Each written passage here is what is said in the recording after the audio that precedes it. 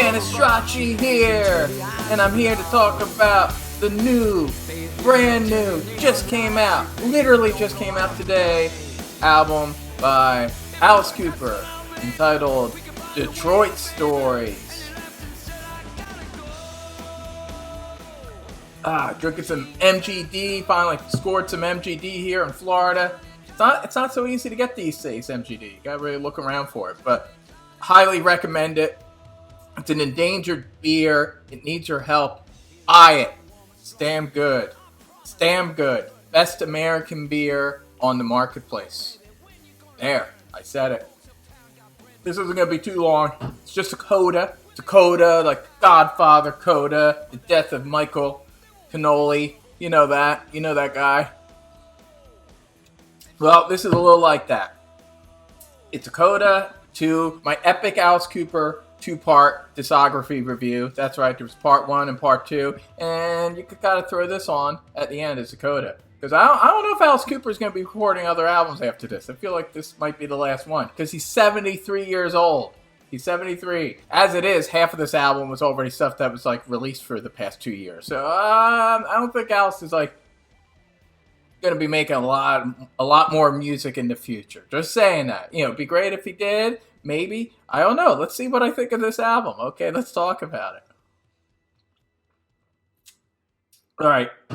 Just want to say, if you watch my other Alice Cooper videos, if you watch part 1 and part 2 of this, the prequel to this Coda, if you watch that, then you know that I love Alice Cooper. I'm a big fan, big Alice Cooper fan. I love Alice Cooper. He's one of my favorite performers, artists, singers, across the board. Love this guy, especially the stuff he did with the Alice Cooper Band in the 1970s. But I like a lot of different stuff he did. I even like the Blackout albums of the early 80s. So I'm very open-minded when it comes to Alice. So keep that in mind. Keep that in mind, Alice Cooper fans.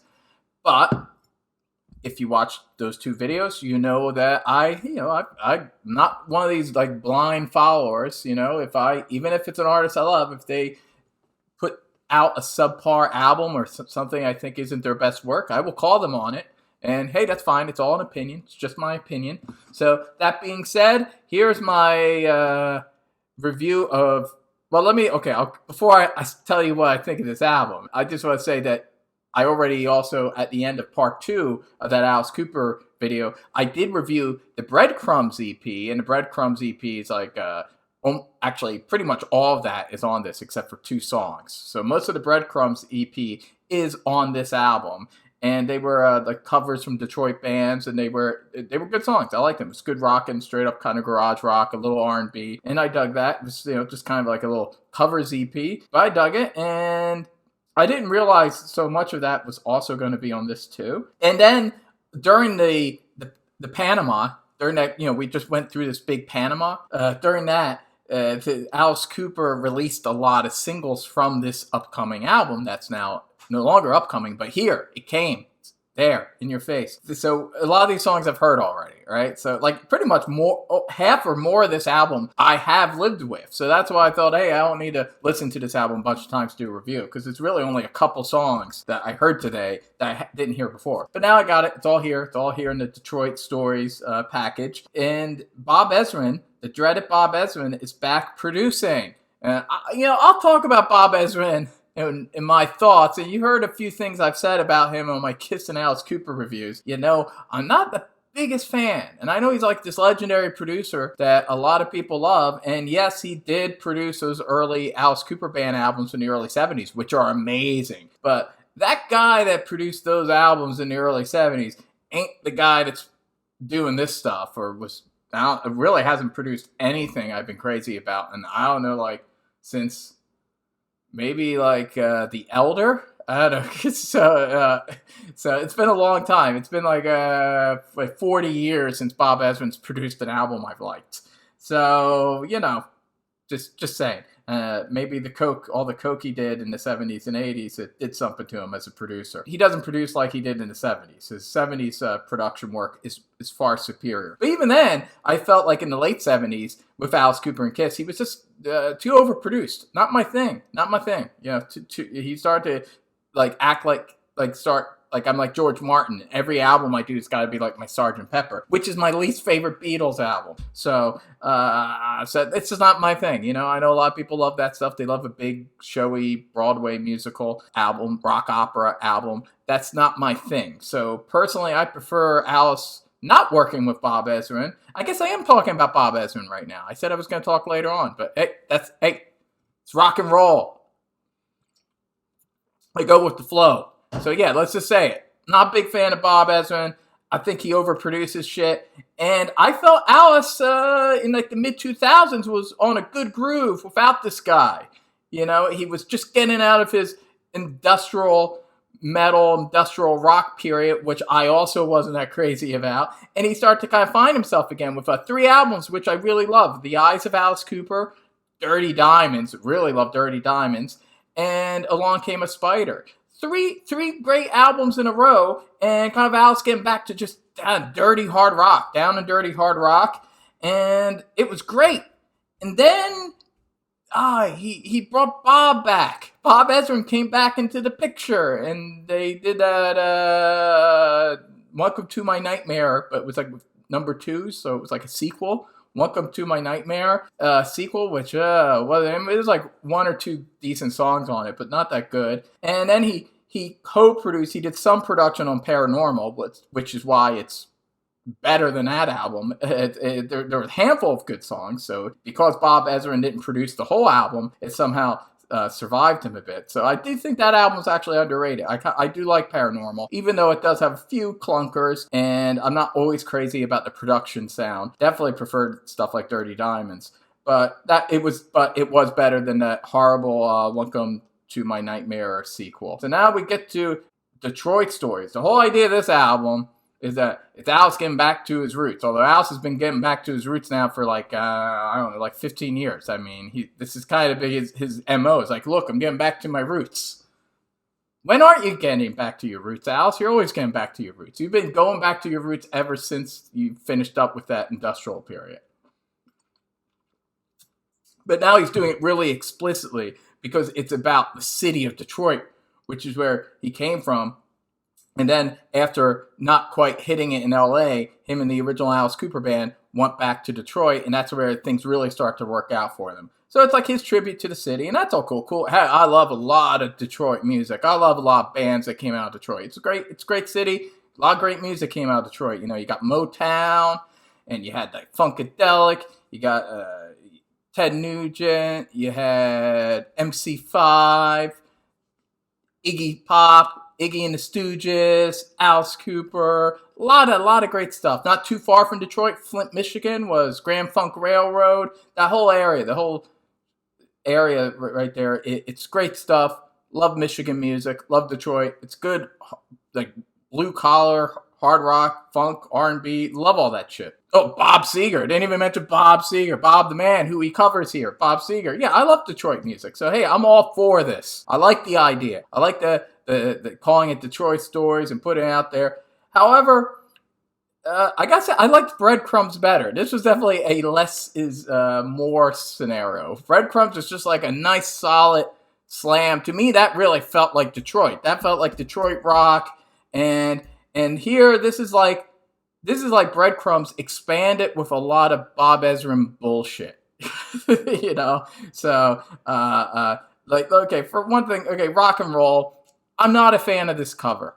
I used to love this song as a teenager, the Velvet Underground song, but over the years, it's not one of my favorite Velvet Underground songs anymore. It's all right. It's a little corny, I think. And Alice Cooper's version is he just like slows it down, which doesn't really do it any favors, and it's just kind of it's all right. It's kind of a sluggish, sort of serviceable cover of a Velvet Underground song, a group that had nothing to do with Detroit, but because they were a New York band and Lou Reed was from New York, but I guess because Detroit is in the lyrics, and because he was buddies with Lou Reed, Alice Cooper, and Bob Ezrin produced both of them, so I guess that's why. But personally, I don't think Detroit Story should open with a song from a New York band. I don't know. I think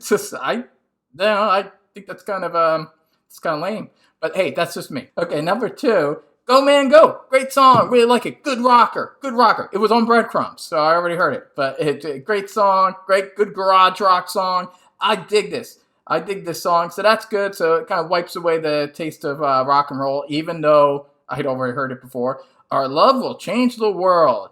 Ah, yeah, I do not like this song. This is really corny stuff. It's really poppy. This was one of the singles he released a few months back. Yeah, sorry, not a fan of it. Apparently, it's some kind of cover of a pop country song from the mid-2000s, although in the writing credits, Alice Cooper and Bob Ezrin are listed as writers along with this other dude. So are they doing, is Alice and Bob pulling like a Gene Simmons? I'm looking at this and that's what I'm thinking. Like Gene Simmons would notoriously use other people's songs, but then change a few verses so that he would have songwriting credits. So I feel like that's what Alice and Bob are doing. I guess they're pulling a Gene Simmons. So they're doing covers, but I guess they're changing a few of the lyrics so that they can have like the publishing rights. Not that I think publishing rights to Our Love Will Change the World is any... Okay, listen, I'm sorry. I know you're Alice Cooper fans. I don't want to be disappointing you. I love Alice. I think he's a really cool guy, and he's 73 years old, so I cut him some slack. But this song sucks. I'm sorry. It's just a bad song. Moving on. And the fact that he covered it. It's like, so this song was out there, you heard it, and said, hey, let's do something with it. I was like, nah, don't do anything with it. Throw it in the trash. You're Alice Cooper. Come on, man. I'm 18. You know? Come on, man. You're better than this. Anyway, Social Debris. Fourth track, Social Debris. I think this is an original song. I don't know. The chain of credit here is very confusing. But anyway, I don't know. Half these songs might be originals or half covers or covers. I don't even know. All I know is that this is a good song. I like it. This was released on the day of his 73rd birthday. And I remember thinking, oh, well, that song's good. So maybe this album won't be horrible. And yeah, this is just a good, straight up, Detroit sounding hard rock song. It's the kind of Alice Cooper song I like. Not exceptional, not an exceptional song. I wouldn't call it a classic, but solid, and it does its job, and I dig it, and it is one of the better songs, easily one of the better songs on this album. I do like that song. 1,000 High Heel Stores. I like this song. This is a little kind of an R&B funky song, a little different for Alice, but it fits the Detroit vibe. And, I'm not against Alice trying or doing different things and doing a little soul music and horns. So, when it works, when it has some groove and grit to it. And I think this does. I like this song, so that's not bad. Hail Mary, another decent song. Actually, this is probably the best part of the album right here, because we got a couple of songs here that aren't bad. Hail Mary, I like it. The bass line sounds a lot like the bass line to Cyndi Lauper's She Bop. That's the first thing I thought was that's a She Bop bass line. But hey, that's a great bass line. That's a groovy song, and a groovy bass line, so I don't mind. So it's almost like a hard rock version of She Bop. And it's a catchy song. Again, nothing exceptional, but kind of catchy. Sounds like it would have been like a filler track on The Eyes of Alice Cooper. And hey, I'll take a filler track on The Eyes of Alice Cooper, especially from Alice at 73. Detroit City 2021. Speaking of The Eyes of Alice Cooper, this was originally a song from that album. So this is a cover of an Alice Cooper song. Yeah, Alice Cooper's covering himself. But hey, that was a good song, and it's a good cover. I don't think it's necessarily better than the original. They're very similar. I don't know. I mean, both productions are very brick-walled either way. So, Alice just, every album he's put out from the 2000s on has been horribly brick-walled. So I wish he wouldn't do that, but hey, he thinks probably, someone, maybe Bob Ezrin, has told him louder is better. They didn't get the memo that the loudness war is over, and most people don't actually do that anymore. So Detroit City 2021, it's a good, kind of anthem Detroit track. It's all right. Heard it before. In fact, this cover was on Breadcrumbs. So this is, I've already heard it. So, all right. It's all right. Drunken in Love. This is a kind of bluesy song. I guess it's kind of a slow bluesy song, co-written by Dennis Dunaway, the Alice Cooper band's bassist. And that's another thing that Alice has been doing for the past few years now, since One Could Do My Nightmare, is the kind of part of the press is that, he's playing with members of the Alice Cooper band again. And like that album and Paranormal in this album, they do collaborate on a few songs, but not as much as they make it sound like. And that's not necessarily, though, a bad thing, because the worst tracks on Paranormal were those bonus tracks with the band, with him and the original Alice Cooper band playing. Those songs really weren't that good at all. It's better when he spreads them around a bit. So, Can't Go Home Again. Anyway, Drunken in Love, not that great. It's got some amusing lyrics. It's all right. I mean, I don't hate it, but it's a little corny. Independence Dave, really corny. Yeah, I don't like this song. It's really corny. Alice sings in this really kind of grating, annoying voice. Don't like it. I Hate You. Started off good. I like the bass line. Had a cool rock and groove. This is another one co-written with Dennis Dunaway. And then it kind of goes into this kind of jerky punk rock thing that I don't like. And the vocals are a little over the top and kind of silly and kind of annoying. So there. Sorry. Maybe it'll grow on me. Wonderful World. Really don't like this song. Corny. Yeah, not that good. Sorry. So this is where things really start to slide down for me. Sister Anne. Hey, that's a decent song from some guy, Fred Sonic Smith. Be nice to Alice. Okay, Kathy Face, my wife, just said I should be nicer. I'm being nice. Being mean. I'm not being mean. Legend. He is a legend. Mr. Cooper, I have nothing but the utmost respect for you as a rock icon and legend. And I'm a huge fan. And I tell you, later tonight, I'm going to crank like Billion Dollar Babies, So you'll see. Anyway, but I'm just being honest. Gotta be honest. What song was that? Oh, so Sister Anne. Okay, so this tune, it's a cover. It was on Breadcrumbs. It is good. It's a good song. I like it. It's a good cover. So there you go. Another good cover, which I already owned. Okay, Hanging On by a Thread. Hanging On by a Thread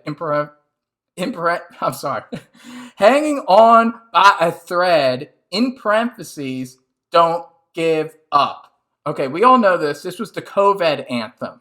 I was not expecting this to be on the album. I was like, God damn it, Alice Cooper. There are 15 tracks on here. Did you really need to throw in the COVID anthem? I mean, it was nice when you did it because, we were all locked down at that period. And, it was good to have a Alice Cooper anthem, and it made me feel a little bit better. I'm not going to lie. It made me feel a little bit better. But, I'm not a big anthem kind of, I'm not a big fan of anthems, this We Are the World kind of shit normally. Like, during the panorama, it was kind of nice to hear Alice Cooper and say that we can get through it. But man, I'm in Florida. Pretty much most states open up now, and people are getting the vaccine. Things are turning. Things are going in a good direction. And I'm happy about that. And so we don't need this song anymore. All right. And I guess he realized that because they changed the lyrics. It's not even a COVID song anymore. Now it's against like insanity or something, or like if you're depressed. Yeah, because he says like at the end, he says call this suicide hotline. So he gives the number. He says if you're in Detroit and you're in a sad state and you're thinking about committing suicide, call this number. So he gives you the suicide help hotline. And I think that's to help you not commit suicide, not to commit suicide. So they changed the lyrics a little bit. So now it's just like against sadness and depression and mental illness, and somehow that makes the song even worse. So it's a nice message. It's a nice message. I'm not against the message. I know Alice has a charitable side, and that's a lovely thing. But don't want it on my Rock and Roll Detroit album. Right? Not on Detroit Stories, man. Why is this? This is even more out of place being on Detroit Story than a Velvet Underground cover. Anyway, so it leads well into the next song, though, because what I'm thinking is Shut Up and Rock. Shut Up and Rock. Good song. Good solid song. Not great.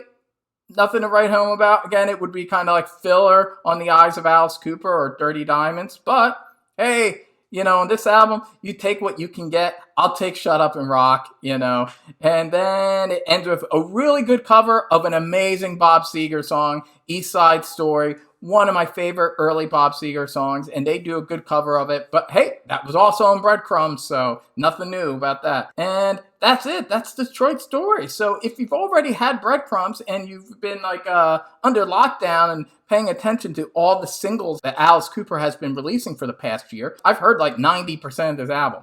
So it didn't all come together for me. Sorry. A few songs I like I said, I like all the songs that were on Breadcrumbs because I do like Breadcrumbs. And I liked Hail Mary and Social Debris, 1000 High Heel Shoes, and